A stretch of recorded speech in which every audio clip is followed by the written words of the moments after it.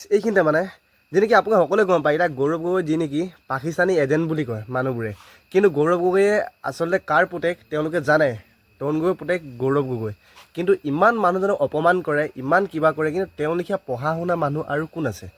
বা ৰাহুল গান্ধী লেখীয়া পঢ়া শুনা মানুহ আৰু কোন আছে?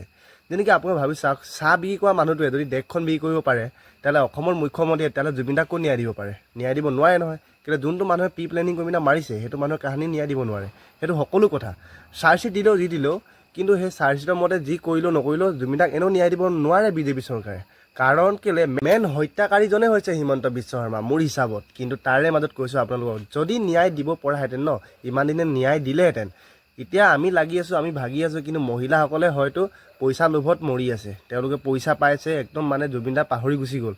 28, 27, 26 এনেকৈ কৰি কৰি মানে পূৰা একদম উৰি গৈছে। মানে আপুনি ভাবি চাওকচোন, যোনজন মানুহে 40,000তকৈ অধিক গান গাইছে, কিমান ভাষাত গান গাইছে, সেইজন মানুহক ইমান পটককৈ পাহৰিব পাৰিলে।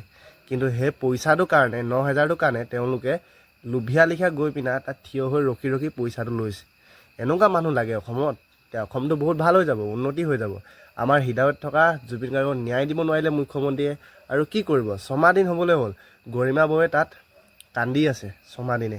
কিন্তু অসমৰ মানুহে বুজি নাপায়, মহিলাসকলে এতিয়া তেওঁলোকে পইচাৰ কাৰণে পায়, পূৰা নাচ ভাগ লাগি আছে, এনেকুৱা অৱস্থা মানে।